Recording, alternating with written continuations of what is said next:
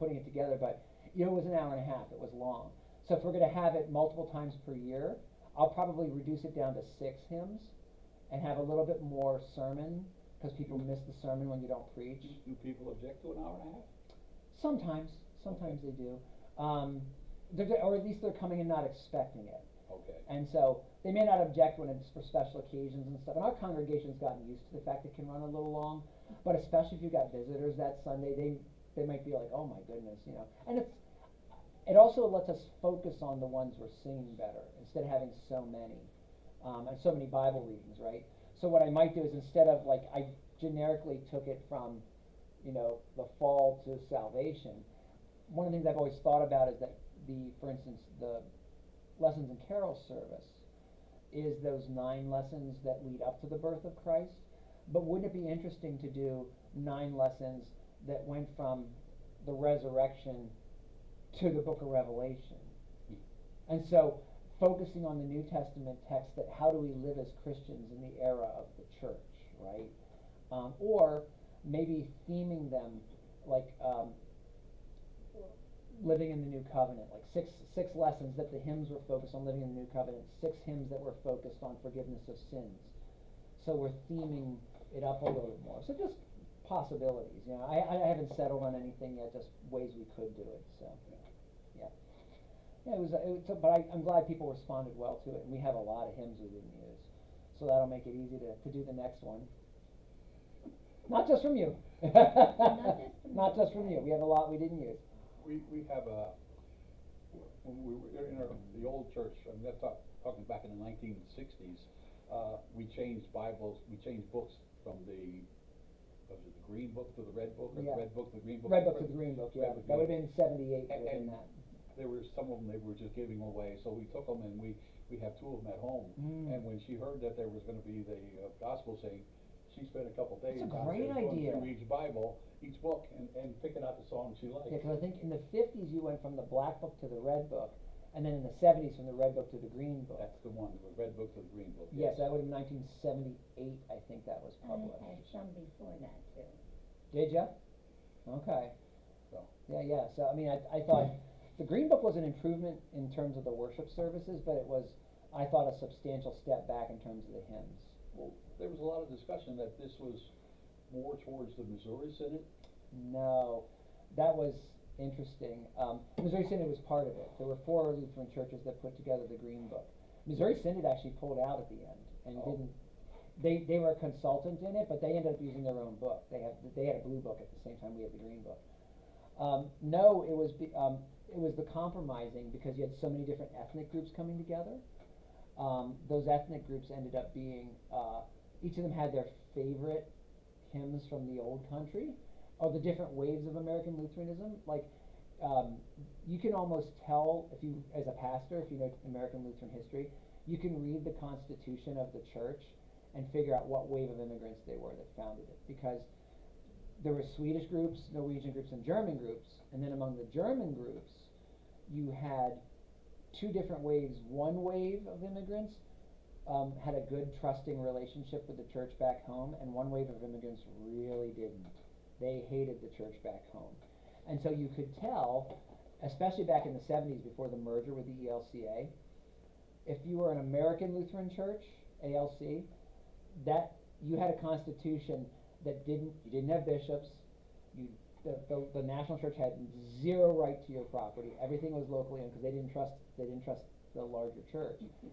The LCA churches, Lutheran Church in America, were exactly the opposite.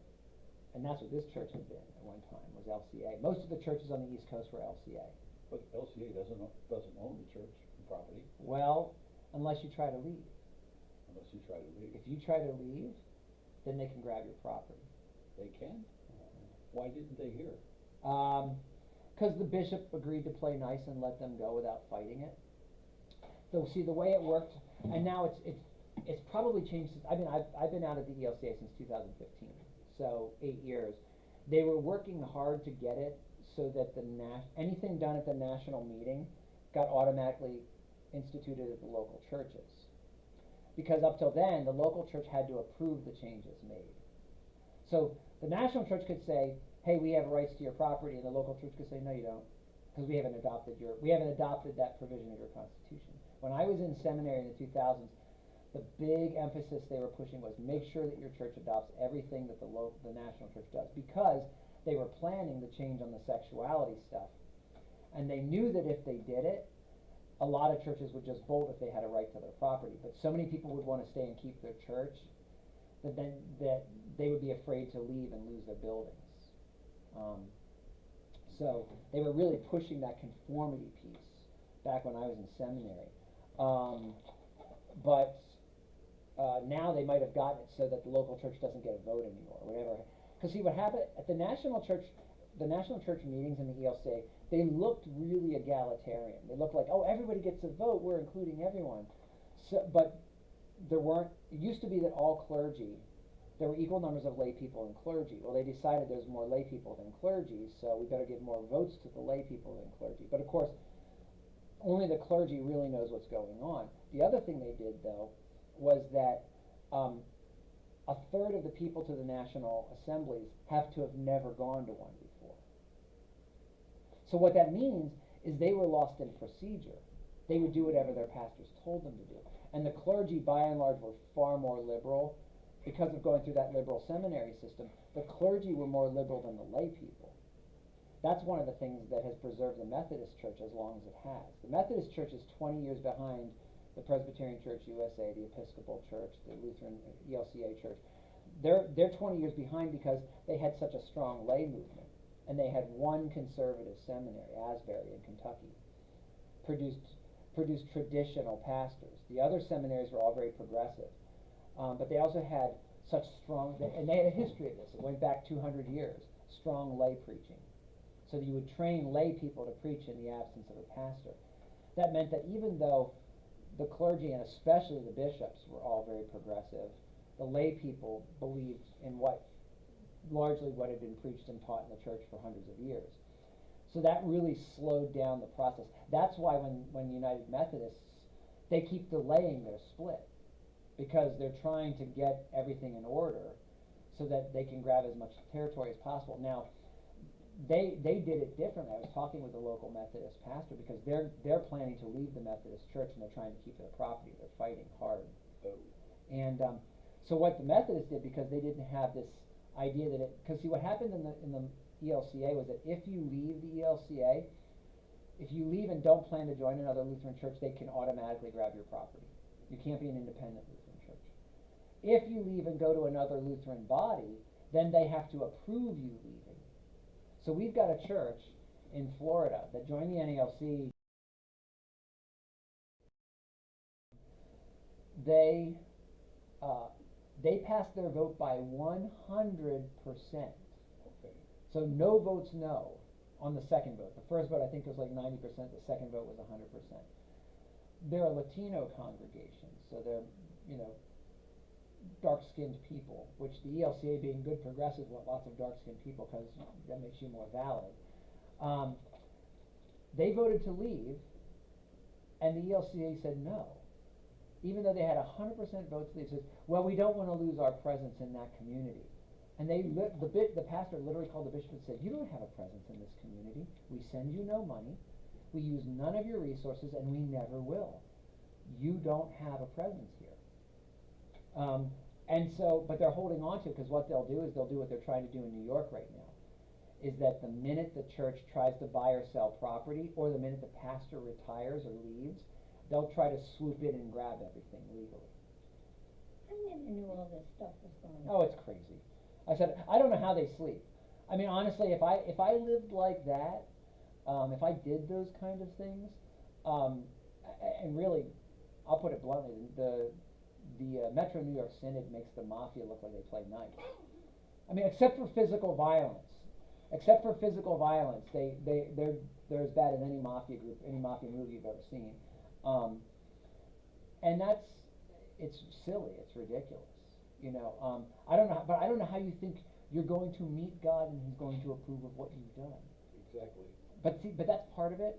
What preceded this modern change in all the theology on the surface of the church was that going back 70 years, 80 years, almost maybe 100 years to in the 1920s, there was a movement called the social gospel movement. The idea, they had a slogan, they would say, service unites, but theology divides. So they gave up doing the work of reading the Bible and discussing things in favor of, let's all do nice things together in the community. Well, the idea was that different kinds of Christians could get along that way. But with it there literally came an idea that doctrine teaching didn't matter. So what you believed didn't matter anymore. And that really got into, it started to make headway in the seminaries, but it really got into the seminaries after World War II. With the institution of the United Nations, what you had was this idea that we really need to unite everybody regardless of their differences. And so we didn't want to emphasize differences not just between Catholics and Protestants, but between any kind of Presbyterians and Methodists and Lutherans. Like, we didn't have any things we thought were different from each other. So what you had was this idea that whatever brings people together is justified, regardless of whether it's immoral, or using strong-handed tactics. Well, part of that is that there came creeping in, not creeping in, it was actually at the front door, it was really obvious. I can't remember who the theologian was, but it was in the 1930s where he said, well, the rest of the world's turning towards democracy. A real shame if God was the only, I think he used the word dictator, but might have been the only monarch left. I'm like, well, yeah, he's God. He's entitled to be a monarch. He's entitled to be a dictator if he wants to, because he knows everything. Exactly. We do democracy because we don't know everything. We have free speech laws because in my speaking, I may get 80% of it right, but I need someone to correct me on the 20% I screwed up. We know, as St. Paul says, we know in part. When the complete comes, the partial passes away. Well, God's the complete. So he's entitled to be a dictator. And we're just fortunate that he's a benevolent dictator. That's right. We don't get what we deserve, we get what he gives us. Exactly, Yes. exactly. So, and that's really different than the progressive vision. Well, what came in with this idea was, and it had been in American theology back to the founding.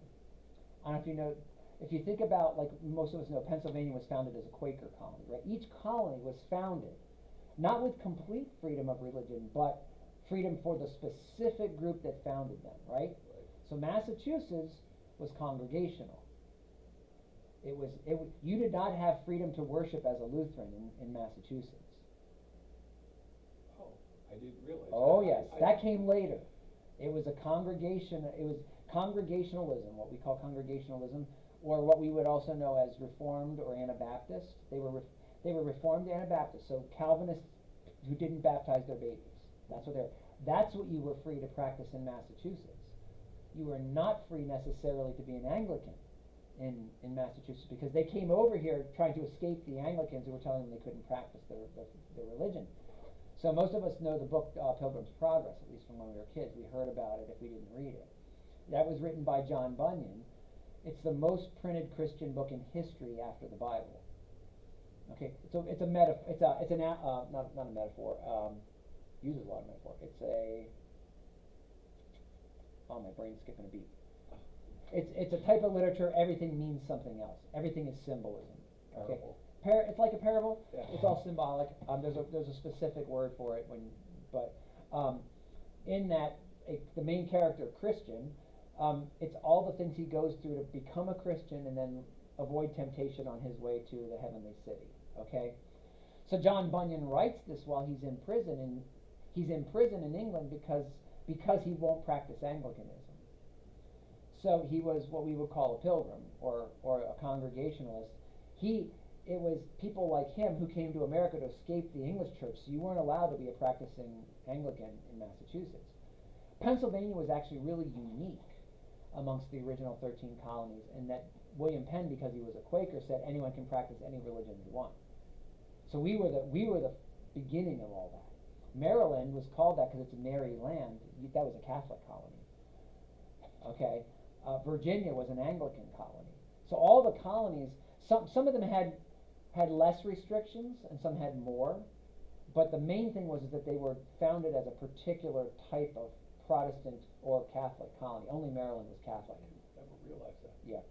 Georgia was not. Georgia was a penal colony. That was where they sent all the prisoners. um, so all the people that the respectable countries didn't want anymore, they sent them to Georgia. But anyway, so that's how America started, was this sort of détente amongst these 13 colonies. So people would tend to, like you would emigrate to Virginia if you wanted to be an Anglican, right? That changed fairly quickly.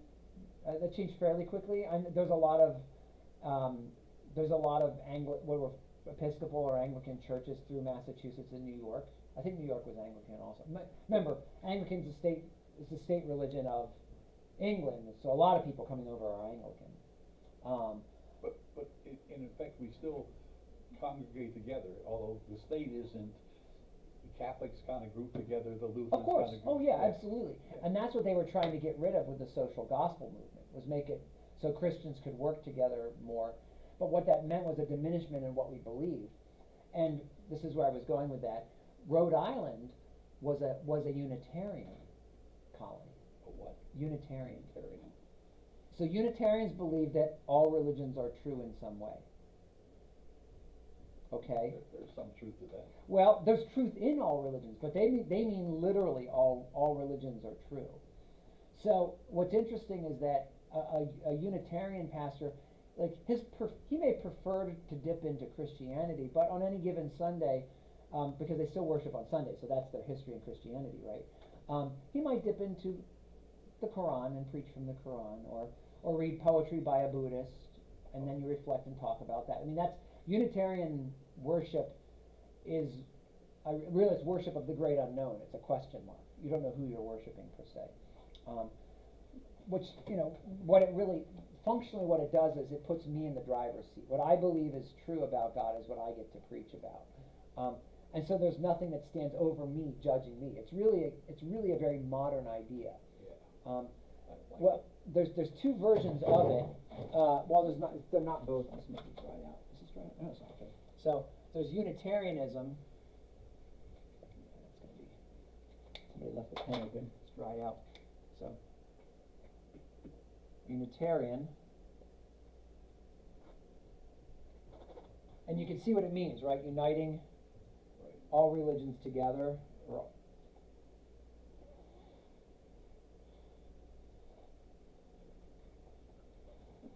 Of course, that means that we get to decide what is true. There's no God over us deciding which is true. Somehow, God becomes us making the decisions about what is true. A slightly different thing is universalism, which is really a Christian heresy. Universalism says, so universal, right? All people are saved. Yeah, I've heard that before. Yeah. God is so benevolent that he wouldn't put anybody in hell. Right. Yeah. And in a certain sense, that's true too. And this comes down to what you believe about the way judgment works in the Bible. I will say that Lutheranism has many times in its history really fallen into sort of a legalistic approach, and because we do believe in what's called forensic justification, meaning we're still guilty, but God declares us innocent on Jesus' behalf. But we don't actually become innocent. We're still guilty. Right. We're just declared innocent. Well, because of that, we've tended to get into this thing, well, God could declare anyone innocent he wants to. That's where that can lead to. My faith is no longer important. God's so nice, he'll do that. But Lutheranism also, traditional Lutheranism, not universalism. Universalism is also it's endemic to what a theologian named Karl Barth called cultural Protestantism or cultural Christianity. I think he called it cultural Protestantism, though. I've not read Barth. He's a heck of a read. And he's a Reformed theologian, so I don't spend as much time on Reformed theologians. But I know some of his work. You can't escape him. He was so influential in the first half of the 20th century. So it's part of culture. It's not equal to cultural Protestantism, but there's a lot of it in cultural Protestantism. Cultural Protestantism is where we want all the habits, we want the morals of Jesus, apart from sex. we don't want we don't want Jesus' rules on sex, but we want his rules about charity, right? The Roman Empire did not believe in charity. That's not a common thing in human history. Not only did the Roman Empire not believe in it, the Chinese Empire didn't believe in it. Most ancient empires were, you get what you deserve. If I give you a favor, you owe me. Charity is I give to you and you don't owe me anything. Right. And that's very different, okay?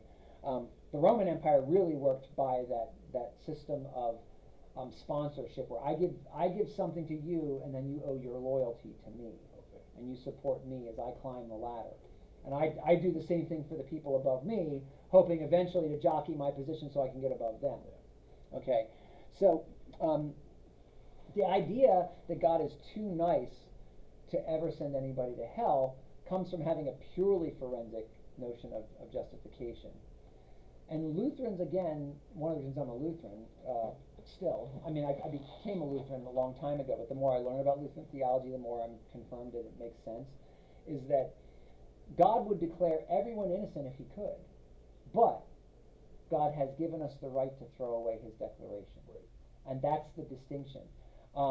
So universalism is it's always been a temptation for Christians. You've heard me mention the Cappadocian Fathers. Those are the three great authors of the Nicene Creed. There were lots of theologians who contributed, but they were the three who really worked out the technical details, put the language together. So that's Gregory Nazianzus, Gregory the Great, and Basil the Great. Gregory of Nyssa, sorry. Gregory Nazianzus, Gregory of Nyssa, Basil the Great. Those are the three Cappadocians. I think it's Gregory of Nyssa was a universalist. He believed in the end even the devil would be saved. Now, that doesn't mean he believed everything else that Christianity taught. He just kind of fell into that, God's so loving, he wouldn't let anyone finally be left outside of salvation. And the church came along at the Council of Chalcedon, which was about 100 years later, 480s, I believe. And they took this up because he's a majorly important person. But to be what we call a father of the church, one of the greatest theologians to get that title, father of the church. And there are mothers of the church too, but they're much later. There's a few much later, like Therese of Avila, and they tend to, in the Catholic tradition, they get the title doctor of the church rather than father of the church. So the doctor, and doctor just means teacher of doctrine, right? So someone with rank to teach doctrine. And I think Catherine of Siena and Therese of Avila are both doctors of the church, I think. In any event, for Catholics, I mean, Lutherans can read them and be edified with them. We don't tend to give those kind of titles.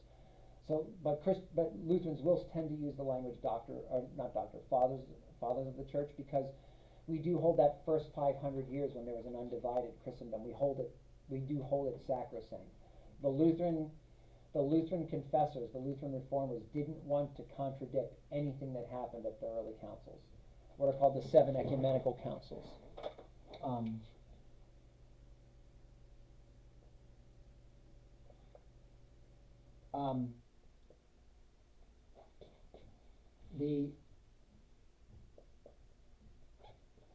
Now, they were okay with ordering the church differently than the church did, because these councils dealt with a lot of things. It's like a big church meeting, right? And that's what the word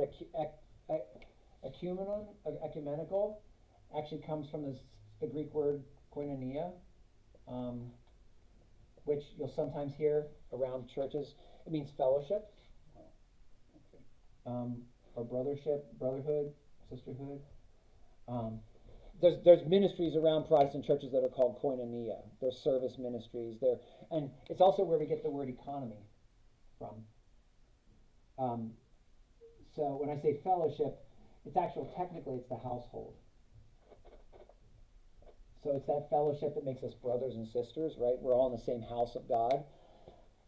The word economy literally means the law of the household, believe it or not.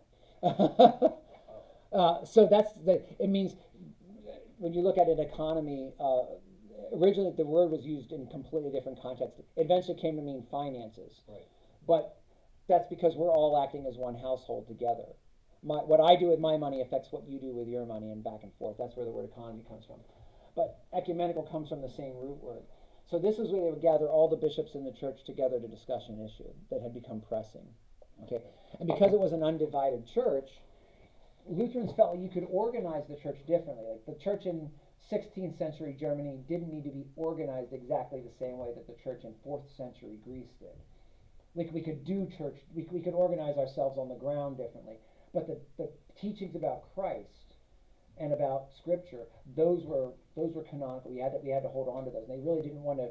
The 7 ecumenical councils, I think the last one ends in the 700s, and it's over the use of imagery in worship. Use of what? Imagery. Imagery. Because of the commandment, thou shalt not make no graven image. Christians had right along been using imagery in worship. Things like crosses, fish, are images. But Christians have been doing a lot more than that back to the beginning. The earliest Christian art we have are mosaics from Christian tombs. And that's how we know Christians prayed like this at the beginning. The thing you see me do at communion when I hold my hands up, this is called the orans position when you're praying. This kind of prayer didn't start till about 300 years ago. Folding our hands, turning inward. Prayer was always something you turned outward, and so this is a sort of a gesture that I'm open to what God's above me, being coming down. But that's the earliest Christian art we have, were mosaics, and then largely because they didn't last. But the oral tradition of the church is that those pictures I have, the icons, which is just the word for image. It's the Greek word for image. Okay. That St. Luke was the first iconographer. He was the first person to use images and draw. And that would make sense, because in the ancient world, Luke, of course, was a physician. Right. Well, to become a physician, you had to go through all these different levels of training, including art. Art was one of the first things you learned to do early on. In physics? Yep, to be a physician. Our modern way of doing education is really very modern. It only goes back to John Dewey in the late 1800s, early 1900s. What they used to do is, the first thing everybody trained in was verbal intelligence. So you trained in, let's see if I get it right. My wife would know this better than I. The triduum, they call it the trivium. The first 3 things you learn are grammar, so vocabulary. Vocabulary, grammar, rhetoric. What's the last one? Rhetoric. Rhetoric. Learning to speak in public. Learning to speak your mind. Learning to speak articulately in context. So you learn the words. You learn how to assemble those words into sentences. Then you learn to assemble those sentences into a coherent presentation. That is what everyone learned at the base level. It didn't matter whether you were going to be a bricklayer. You learned to use words. And it was mostly verbal, not written. Okay, it was mostly verbal. So that this is why I always like to tease Deacon Michael that Socrates was a bricklayer. That's what he did for a living. He was? Yep. And he was a mason. Okay. He worked with his hands for a living. The philosophy was something he did on the side. Amazing. So yeah, so that's how you train those first 3 levels, and then above that was the quadrivium. So there's 4 aspects of it, and you would build up. And this would be the more advanced things. You would learn music was considered one of the sciences, and almost all educated people were trained in music until about 100 years ago. This is why pianos could be found in every. The sign that you were middle class before refrigerators were marketed, the sign you were middle class is you had a piano. Because 90% of people could read music and play piano 100 years ago. Well, 120 now. As the 1800s became the 1900s, almost everyone could read music. Most everybody who couldn't read music could still play music. So you go back, like if you ever read the Little House on the Prairie books, here's Pa. He's a subsistence farmer and hunter who has a violin and can play. You know, so everybody knew how to do music. That was part of your education. And rhetoric also included what we would call logic, right? So you had logic, you had grammar. I guess maybe it was grammar, logic, and rhetoric. Yeah, that was the order, because grammar included vocabulary. So the grammar, logic, and rhetoric. Again, my wife would know this better than I have it off the top of her head better. I don't remember all 4 of the things that became what are called the quadrivium in the medieval academy. But they included the arts. The arts were considered baseline. Because now that you could speak well, you know, part of what made human life worth living were the arts, and there's no mass production of the arts. So if you're going to have any art in your life, it's coming from your family or your family group that you live in the middle of. Then there were the other skills that you learned beyond it. So the average person was in a way much better educated than they are now because they were more broadly educated. Now they're more narrowly educated. I get good at one thing. Ian's going to come out of college as a mechanical engineer and read very few books. You know? Yeah. Whereas your average farmer in this area 100 years ago not only would have his Bible largely by memory, the way Deacon Michael does, but they would also have what were called the McGuffey readers. What? The McGuffey readers. McGuffey, McGuffy. I've heard of it, yeah. Yeah, we have them. We have them at home because we bought them to homeschool our kids. Okay. But they start with things like See Jane Run, Run Jane Run, and by book 7, you're reading Lincoln's inaugural address. And so it takes you through all that development from putting basic sentences together to reading the plays of Euripides, to reading Shakespeare. So the average farmer in this area would have at least gotten through book 5. That's the way they would say, what reader did you get through? That told them how educated you were because most people didn't go to college. You know, so they had all that stuff and had exposure to great literature in a way that our young people don't. They read pop literature, you know. Yeah. Stuff that had stood the test of time and was worth reading 3 or 4 or 1,000 years, 300 or 400 or 2,000 years after it had been written, right? It was still worth reading. It had weathered time. So it's really, these were interesting. It's so different the way our experience of modernity. But Luke was a doctor, which meant he had trained through all those levels before specializing in medicine. Medicine was a specialty after you were considered well educated. Right. So that meant he had trained at least up through philosophy. So he would have, before he became a Christian, been thoroughly versed, because this was about 350 years after Aristotle, when Jesus comes along.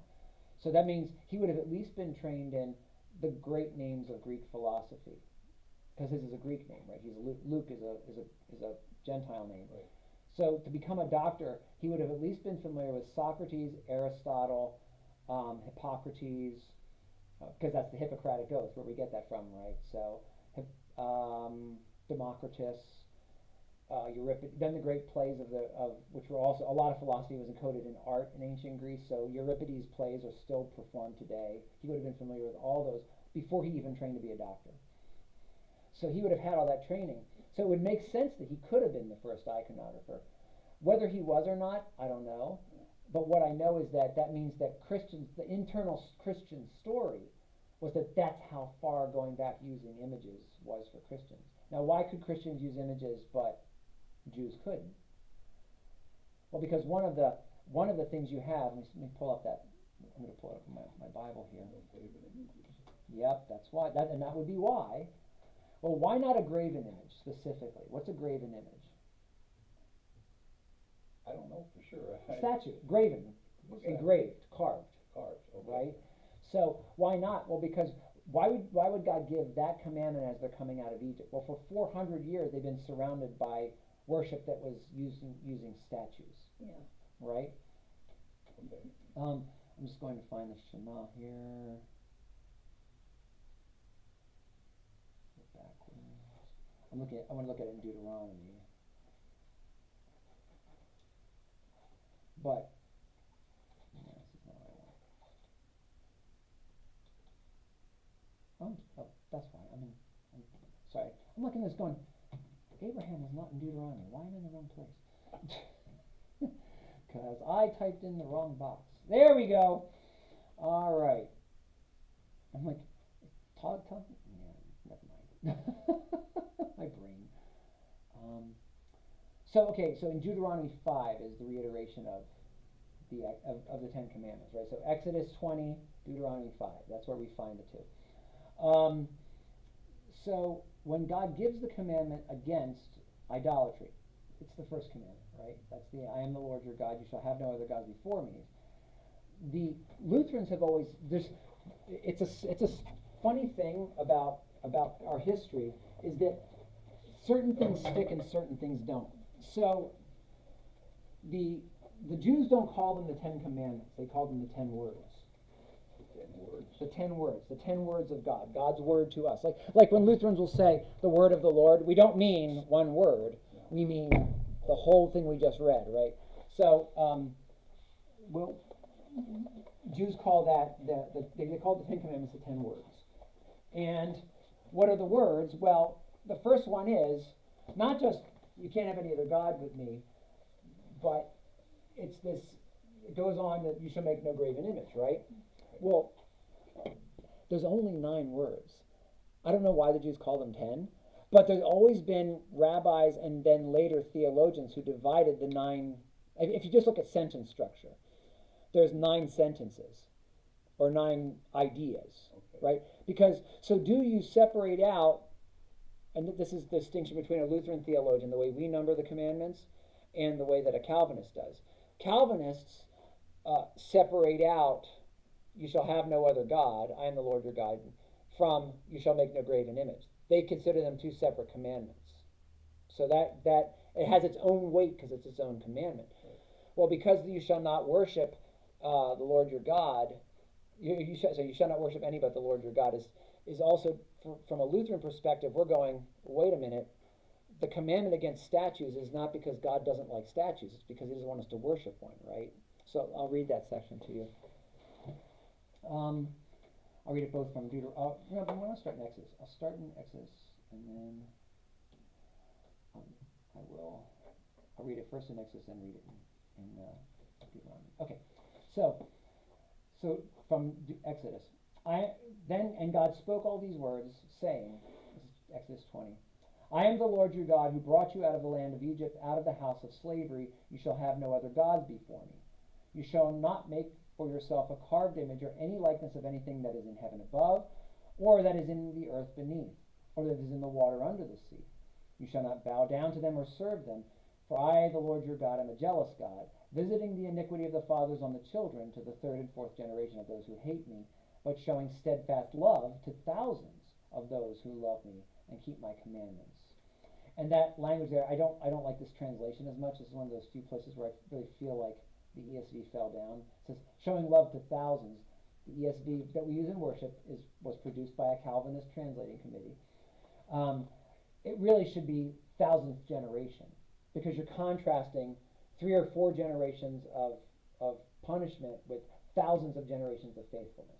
So it should say to the 1000th generation. They put that as a footnote. Okay. But because probably a lot of people on the translating committee were the kind that want you to have your personal Jesus experience, they want to say thousands of people as opposed to thousands of generations. But in context, it means 1,000 generations. Okay. It has to. So Lutherans look at that, and then let me read the Deuteronomy one for you. Same thing in Deuteronomy. Now this is the commandment, the statutes and the rules that the Lord your God commanded me to teach you, that you may do them in the land to which you are going over to possess it. That you may fear the Lord your God, and you and your son and your son's son, by keeping all his statutes and commandments which I command you all the days of your life, and that your days may be long. Hear, therefore, O Israel, and be careful to do them, that it may go well with you, that you may multiply greatly, as the Lord, the God of your fathers, has promised you, in the land flowing with milk and honey. So a lot more promise before, as a prelude, before jumping into the commandments, than in the Exodus story. Now it goes, Hear, O Israel, the Lord your God, the Lord our God, the Lord is one.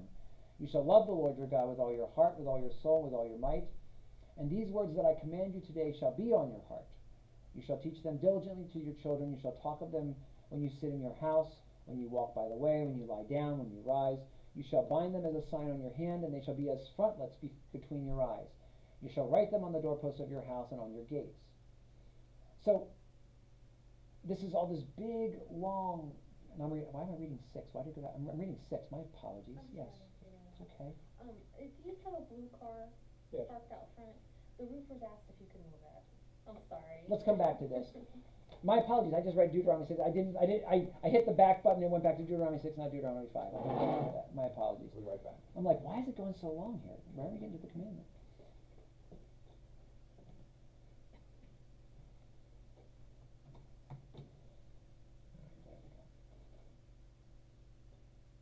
I have a question. Yeah. Now, I heard all what the Lutheran Church has done. What did the, oh heavens, evangelical the UCC, did they go through all that mess too? Yes, but they went through it differently. The UCC is very, very progressive. They were more progressive than the ELCA for a long time. Now it's probably the other way around. But the UCC is congregational. So even though the UCC is by and large, like all its seminaries are very progressive, most of its pastors are, there are still isolated UCC congregations and isolated UCC pastors who are very traditional. And they can't stop that because they're congregational. So the local church owns its building regardless of anything else. It can do whatever it wants. The church I was born and raised in, the doors are closed. That usually goes along with progressive Christianity. It just takes a while. Depends on how much money they have in the bank and how much cultural momentum. It was a large congregation. It's hard for me to believe that. Well, the way John Richard Newhouse said it, the problem with progressive Christianity is it doesn't really believe anything. It simply believes God's a nice guy and you should be a nice guy. It doesn't really, there's no teeth to it. There's nothing to respond to in it. And so I love the way that, in fact, it won't even say God's a nice guy. God's a nice whatever. It won't even go that far. Because you can't call God Father in progressive theology because it offends the feminists. But the way John Richard Newhouse said it, he said, young men won't give their lives for a question mark.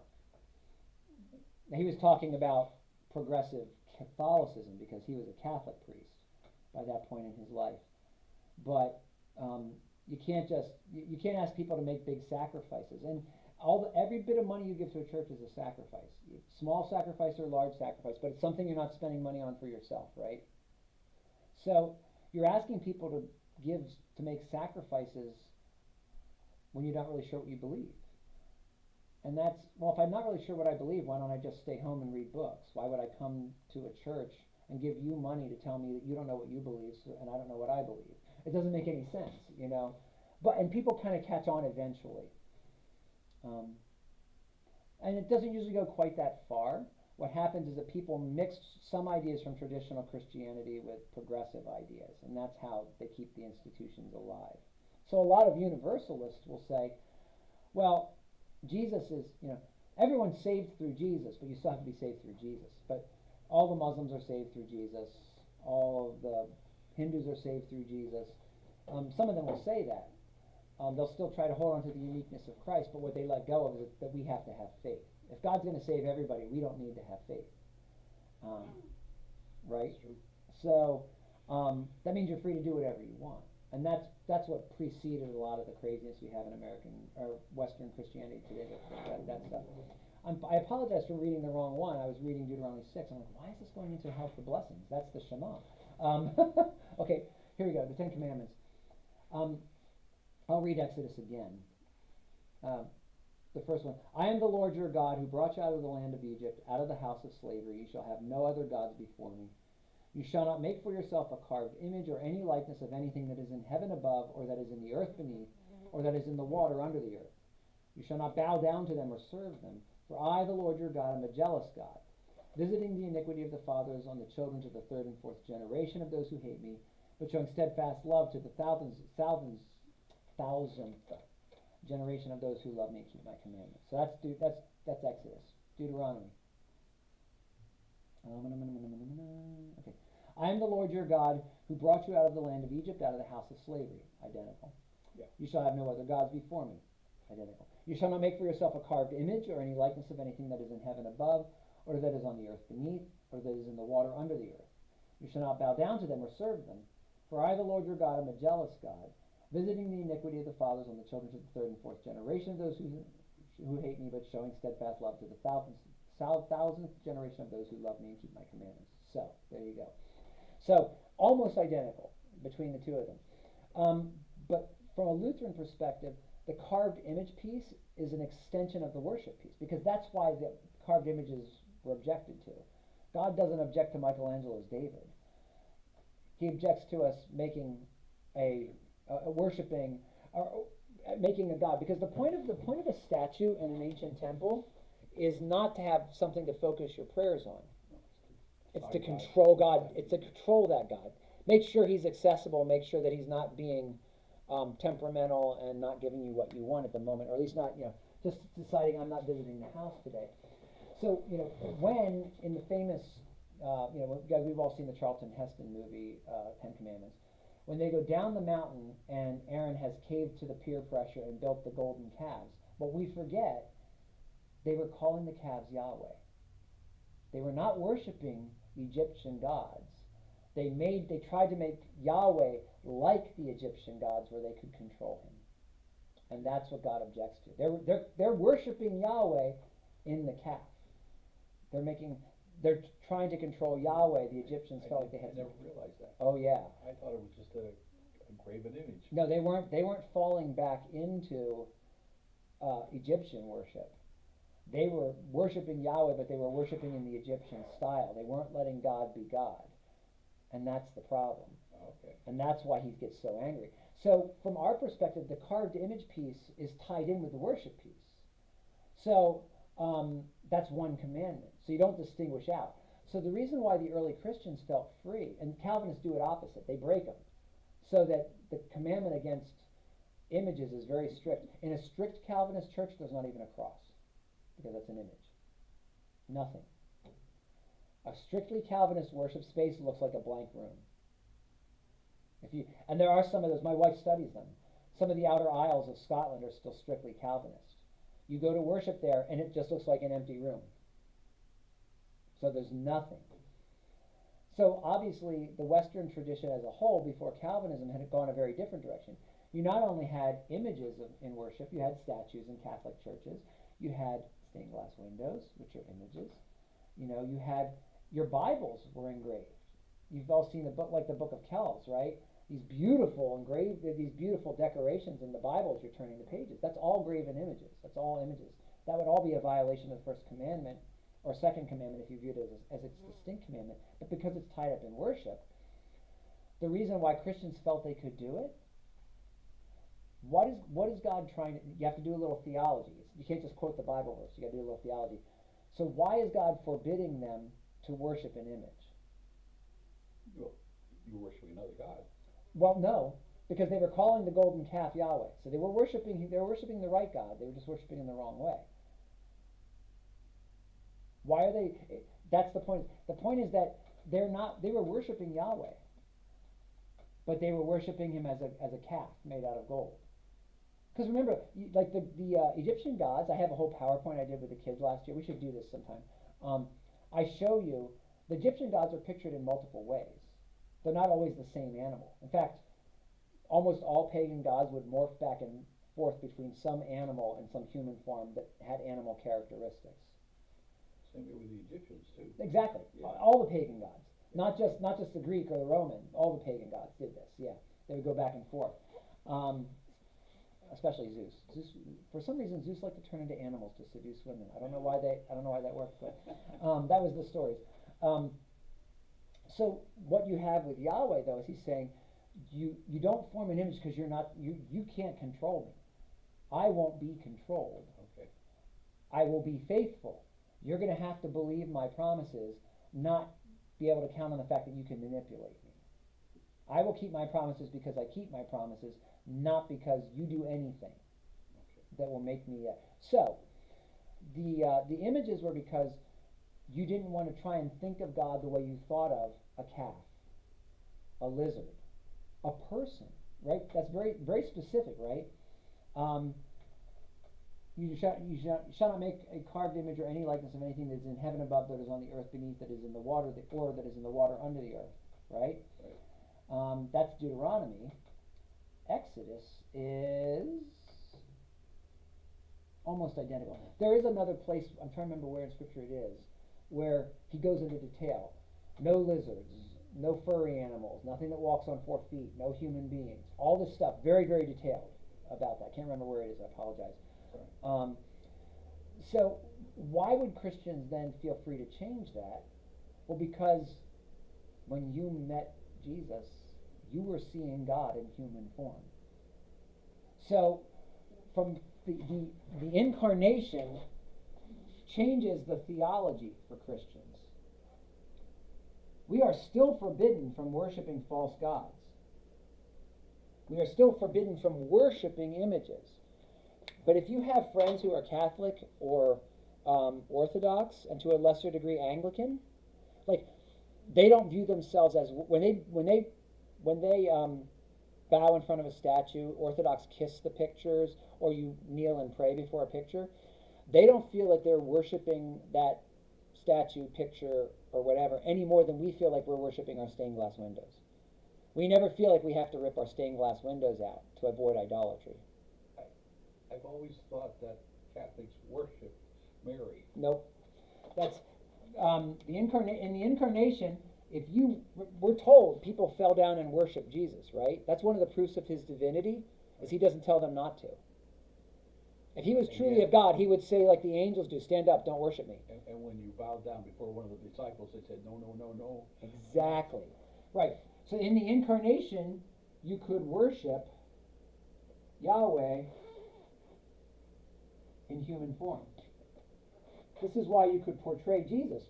The way I explain it to the kids, I said, if there had been an iPhone in Jerusalem in the first century, you could have taken a picture of God. And it really would have been a picture of God. Jesus says, when you see me, you've seen the Father, right? Yes. Now the difference is, that's worship, right? What the incarnation also did was reveal that matter and spirit aren't distinct. That's old Jewish theology. It's not new, but it certifies Jewish theology. Remember, in our Genesis stories we just read, God makes the man's body first and then puts spirit into it. You can distinguish spirit from flesh, but you can't separate them. They're not meant to be separate. The fleshly is spiritual. The material is spiritual. There's no difference between the two. That's not Greek. That's not Roman. That's not Egyptian, right? Your soul leaves your body and goes someplace else when you die. The resurrection says soul and body are reunited forever in eternity. When we're raised from the dead at the final judgment, we're going to have a body forever. It won't be the body won't do the exact same things it does now, because it won't be corrupt. Thank goodness. It won't break down. Yeah, exactly. Both my knees are out right now. One around the back and one around the front. I'm like, oh, what is going on? Yeah, it won't break down. The incarnation reveals that matter is good, or at least potentially, right? Reveals again the goodness of creation, right? At the beginning, God said that he created it good. And the goodness of creation, and what especially continues to reveal that for us, are the sacraments. Right? Okay. Because what do all the sacraments include? Something physical. You can't do baptism without water. You can't do communion without bread and wine. So, and the way I heard, there's a wonderful Orthodox theologian named Zizioulas who did a book called Communion as Being. Really good book. Where he says what the sacraments reveal is the potential for all of creation to bring God to us. Because God made it all. God's acting through this one specific thing, this bread and this wine he's acting with right now. But all of creation has the potential to mediate God to us, right? So the sacraments reveal the goodness of creation again, right? Especially when it's been redeemed by God. And that's what Romans 8 is all about. The whole chapter of Romans 8. Romans 7 is about who shall save me from my sins. Thanks be to God through Jesus Christ, right? It ends that way. Romans 8, he launches into what that means for all of creation. All of creation is waiting, eagerly, wants to be redeemed. In the sacraments, a little bit of creation gets redeemed. In the body of Jesus Christ, a little of creation got redeemed because he has a physical body like ours, right? What Catholics do, Catholics, Orthodox, Anglicans will use a lot of images, but tend to not do as much bowing and things like that as like Protestants do. So I'm just going to say those two. What they're doing, they're not worshiping, they venerate. Okay. Okay? So venerate means to hold in honor, but you're not worshiping. Bow down.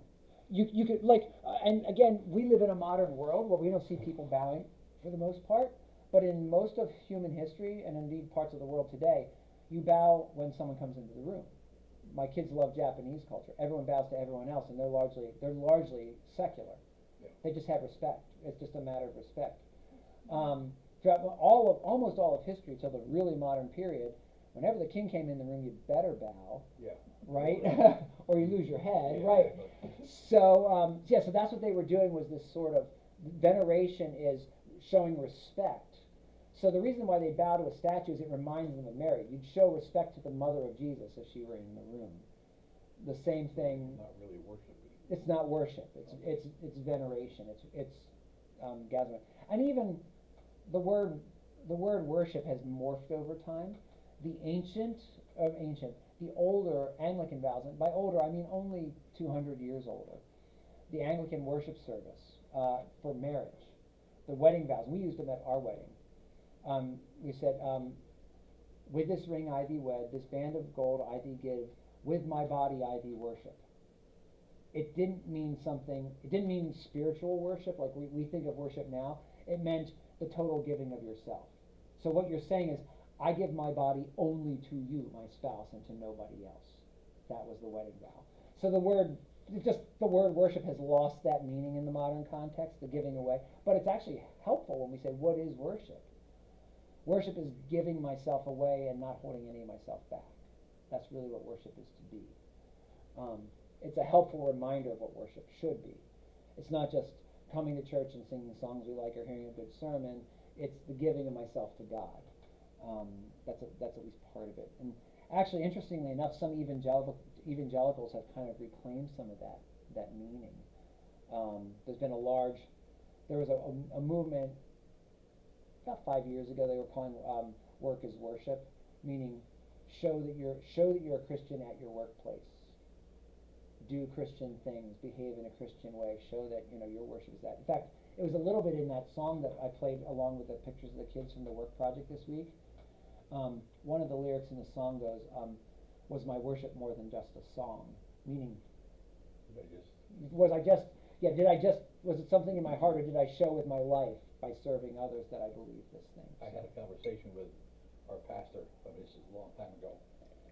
So we say the Lord's Prayer every Sunday in church. Mm-hmm. How many people think of what they're saying? Yes. It's just, you repeat what you know, and that's the end of it. But if you think about it while you're saying it, it's different. There's a really good board book that a guy named Hank Hanegraaff did a couple of years ago. He's run a show for 35 years on the radio called Bible Answer Man. He knows his Bible backward and forward. He can just do lots of stuff. But he did a book just like that. It was a board book where it does one line of the Lord's Prayer at a time, and pictures for little kids. What does this mean? It was really almost like Luther's Small Catechism. What do those words mean when you say them?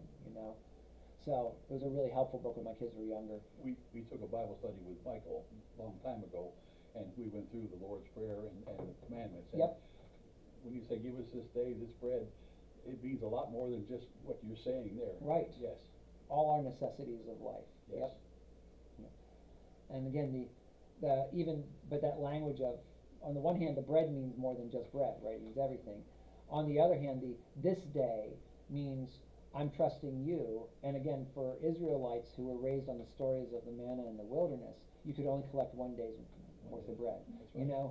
That I'm going to trust God as much for tomorrow as yesterday. When insurance, the use of insurance started to become widespread in the late 1800s, there was a lot of debate and discussion amongst Christian theologians as to whether Christians should be allowed to buy insurance. Because you're not trusting God. If you're buying insurance, you're not trusting God.